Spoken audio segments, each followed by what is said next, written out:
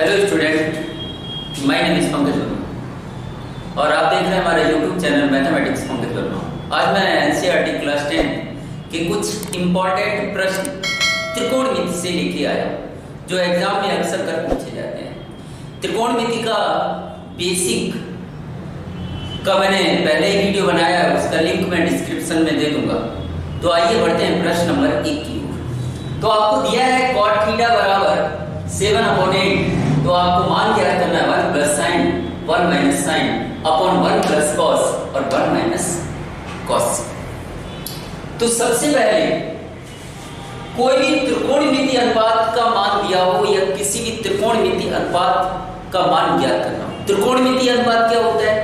Sign है, cos है, ten है, कॉट है, सेक है, कोसेक है, ये त्रिकोणमिति अनुपात है। तो ये प्रश्न हल करने के लिए आपको समकोण त्रिभुज की आवश्यकता होती है।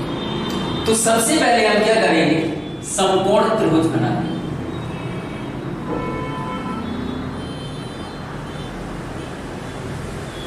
इसका नाम आप कुछ भी दे सकते हैं, मैंने इसका नाम दे दिया पी क्यू और आर। सीधी रेखा हमेशा कितने का कोण बनाती है? 90° का कोण बनाती है। नीचे वाली रेखा को क्या कहते हैं? सीधी रेखा को क्या कहते हैं देखिएगा। तो 90° के सामने की भुजा को हमेशा हम कर्ण बोलते हैं। नीचे वाली रेखा को आधार कहा जाता है। कोई चीज जिस पर टिकी होती है उसे हम क्या कहते हैं? आधार। तो इसका आधार क्या होगा? QR। और सीधी रेखा हमेशा क्या कहलाती है? लंब। तो त्रिकोणमिति अनुपात ज्ञात करने के लिए एक मैंने सूत्र बता रखा है। सूत्र होगा लाल बटे कक्का।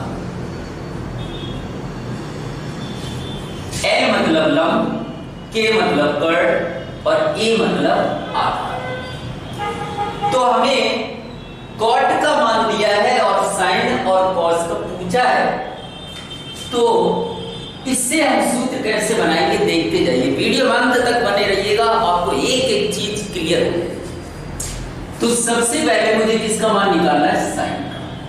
तो साइन थीटा बराबर, पहला जो सूत्र होता है, पहला होता है साइन का, दूसरा होता है कॉस का, तीसरा होता है टेन का। फिर नीचे से चलेंगे कॉट सेक कोसेक। तो सबसे पहले आएगा साइन। तो साइन का क्या होगा? लंब बटे कर्ण। L मतलब लंब और K मतलब कर्ण। साइन का मिल गया। और किसकी जरूरत? कॉस की। तो कॉस थीटा बराबर, पहला मैंने साइन बताया, दूसरा क्या होगा? कॉस। तो आधार बटे कर्ण। क्या आएगा? आधार बटे कर्ण। ये हो गया। उसके बाद मुझे किसकी जरूरत है? कॉट। तो कॉट का क्या होगा? पहला साइन, दूसरा कॉस, तीसरा टेन। अब उल्टे करेंगे, कॉट तो आधार बटे लंब। कॉट का सूत्र क्या होगा? आधार बटे लंब बराबर, कॉट की जगह मैंने लिख दिया आधार बटे लंब बराबर 7/8 जैसे का तैसा। कितना आ गया? 7/8। अब यहां पर देखिएगा, आधार क्या है? आधार QR है बटे लंब क्या है? लंब PQ है। कोई भी इस टाइप का सवाल आप हल करते हैं तो ध्यान रखिएगा उसमें त्रिभुज की तीनों भुजाओं के मान पता होने चाहिए। तो यहां से पहला मान क्या हो जाएगा? QR बराबर 7, QR बराबर 7 और PQ बराबर 8, PQ बराबर 8। ध्यान देना थोड़ा, ये बटे में है मतलब अनुपात में। मैंने बदला किसमें? बराबर में। तो अनुपात को जब हम बराबर में बदलते हैं तो एक अचल संख्या आती है और अचल संख्या हम ले लेते हैं K। क्यू आर बराबर कितना लिखा 7, पी क्यू बराबर कितना लिखा 8। तो अचल संख्या मैंने क्या ले ली, जब भी अनुपात को बराबर में बदलेंगे तो एक अचल जरूर लिखा जाएगा, इतना याद रखना। तो मेरे पास दो भुजाओं के मान पता हो गए, लेकिन मैंने क्या बताया कि त्रिकोणमितीय अनुपात ज्ञात करने के लिए तीनों भुजाओं के मान पता होने चाहिए। तो तीसरी भुजा कैसे निकालेंगे, तो हम क्या करते हैं, पाइथागोरस प्रमेय का उपयोग करते हैं। यहां पर दिया है त्रिभुज पी क्यू आर में कोण Q बराबर कितना है 90, Q बराबर कितना दिया है 90। तो तीसरी भुजा ज्ञात करने के लिए हम पाइथागोरस प्रमेय का इस्तेमाल करेंगे, पाइथागोरस प्रमेय से,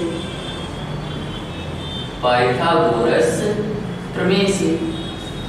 पाइथागोरस प्रमेय क्या होती है, कर्ण का वर्ग बराबर लंब का वर्ग प्लस आधार का वर्ग। यहां तक क्लियर हुआ। तो कर्ण यहां पर क्या है, पी आर है, तो क्या लिख देंगे, पी आर का वर्ग बराबर लंब क्या है, पी क्यू, लंब क्या है, पी क्यू का वर्ग। आधार क्या है, क्यू आर, तो क्या आ जाएगा, क्यू आर का वर्ग। यहां तक क्लियर हुआ। तो बढ़ते हैं आगे की ओर।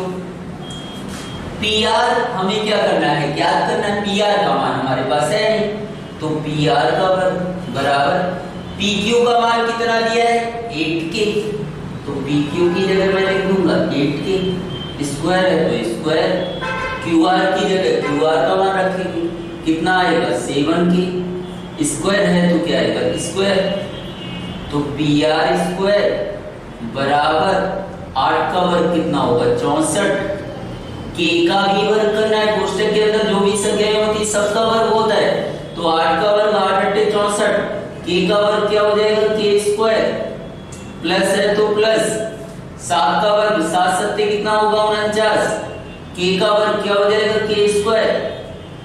यहां तक क्लियर हुआ। यहां तक क्लियर हुआ तो आगे देखिए, या यहीं पे कर लेते हैं। क्या आ जाएगा, पी आर स्क्वायर बराबर 64 में 49 जोड़ेंगे कितना आएगा 113 के स्क्वायर। मुझे पी आर का मान निकालना है, किसका मान निकालना है, पी आर का। तो यहां से वर्ग हटा देंगे, वर्ग हटाएंगे तो दूसरी साइड क्या आएगा वर्गमूल 113 के स्क्वायर। 113 के गुणनखंड नहीं होंगे क्योंकि 113 अविभाज्य संख्या है, तो जब इसके गुणनखंड नहीं होंगे तो इसका वर्गमूल भी नहीं निकलेगा, इसलिए 113 किस में रहेगा वर्गमूल में रहेगा। जब के स्क्वायर का वर्गमूल लेंगे तो वर्ग से वर्गमूल कट जाएगा, तो के कहां जाएगा बाहर। पी आर का भी मुझे मान मिल गया। यहां तक क्लियर हुआ। ओके, अब साइन और कॉस के मान निकालेंगे। देखिए, देखते जाइएगा, बहुत आसान सवाल है, केवल वीडियो में अंत तक बने रहिए। तो लंब क्या है पी क्यू, कर्ण क्या है पी आर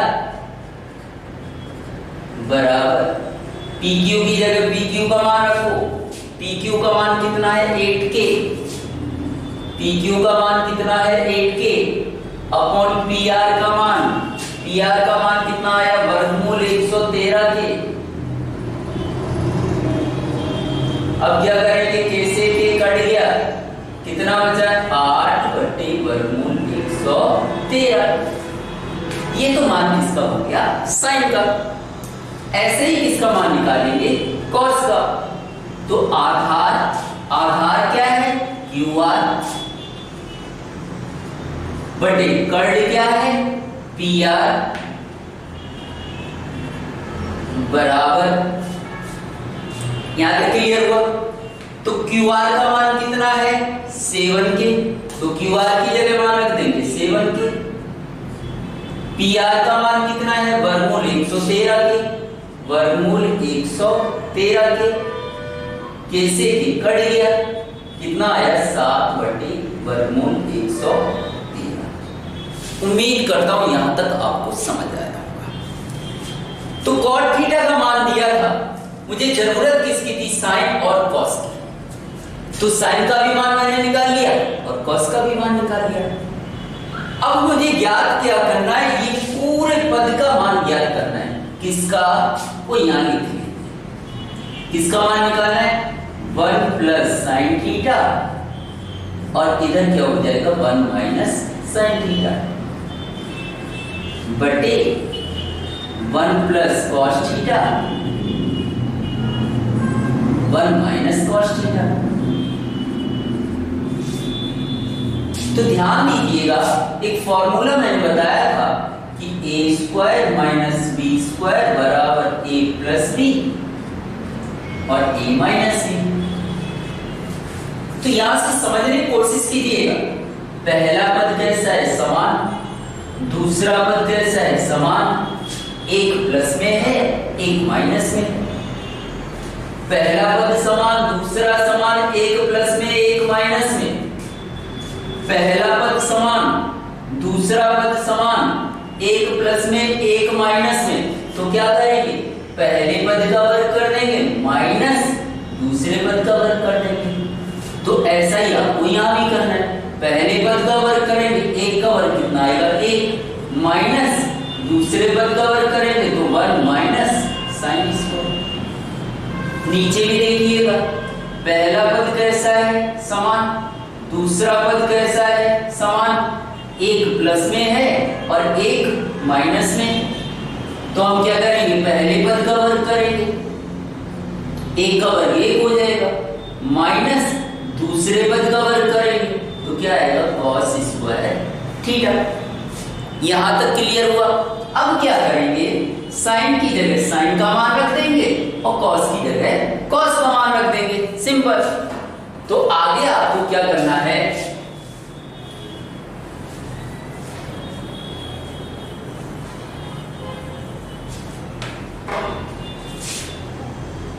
वन है तो क्या आएगा 1, माइनस है तो क्या आएगा माइनस। साइन थीटा का मान रखेंगे, साइन थीटा का मान कितना, 8/वर्गमूल 113 वर्ग है तो पूरे का क्या आएगा, वर्ग आएगा, ध्यान से समझिएगा। 1 है तो क्या आएगा 1, माइनस है तो क्या आएगा माइनस। cos थीटा का मान कितना दिया, 7/वर्गमूल 113। वर्ग है तो क्या कर देंगे वर्ग। यहां तक क्लियर हुआ। तो आगे बढ़ते हैं हम। अब इसे हल करना है, एकदम आसान भाषा में देखिएगा, एक जैसे का तैसा, माइनस है तो माइनस, कोष्टक में जो भी संख्याएं हैं सबका वर्ग करना है। तो 8 का वर्ग कितना होगा, 8 8 64 बटे नीचे की संख्या का जब वर्ग करेंगे तो वर्ग से वर्गमूल कट जाएगा, कितना बचेगा 113 बटे 1 माइनस ऐसे का तैसे उतार देंगे। 7 का वर्ग 7 सत्ते कितना होगा 49 बटे इसका वर्ग करेंगे तो वर्ग से वर्गमूल कट जाएगा, कितना आएगा 113। यहां तक क्लियर हुआ। अब इस भिन्न को कैसे हल करेंगे, जब भी बटे में संख्याएं हो, इसके बटे कुछ भी नहीं 1 है, इसके बटे कुछ भी नहीं 1 मान लेते हैं। जब भी बटे में संख्याएं हो तो सीधा क्या करना है, आपको तिरछा गुणा कर देना, तिरछा गुणा कर देना।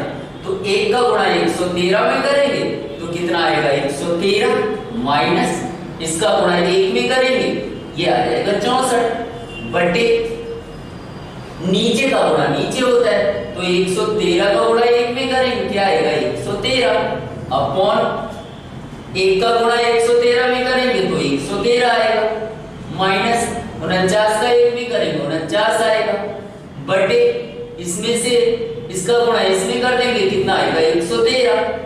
यहां तक क्लियर हुआ। तो आगे बढ़ते हैं, बराबर क्या हो जाएगा 113 में से 64 माइनस करेंगे 49 आएगा बटे 113 और 113 में से 49 माइनस करेंगे तो कितना आएगा 64 बटे 113 जैसे का तैसा। अब हम क्या करेंगे, पहले का आखिरी में गुणा कर देंगे, 49 गुणा 113, और दूसरे पद का इसमें गुणा कर देंगे।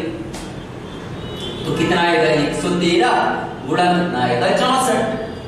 113 से 113 कट गया, बराबर कितना आया, 49/64। यही आपका क्या होगा आंसर। मैंने इसका मान निकाल लिया, वो कितना आया, 49/64। उम्मीद करता हूं आपको ये प्रश्न समझ आया होगा। इसी प्रकार से अगला प्रश्न भी है, उसका वीडियो मैं अगले दिन बनाने वाला हूं, उसका लिंक आपको दे दिया जाएगा। अगर आप हमारा वीडियो आपको पसंद आया हो तो ज़्यादा से ज़्यादा शेयर करें और चैनल को सब्सक्राइब जरूर कर लें, ताकि इसी प्रकार के वीडियो आपको लगातार मिलते रहे। Thank you.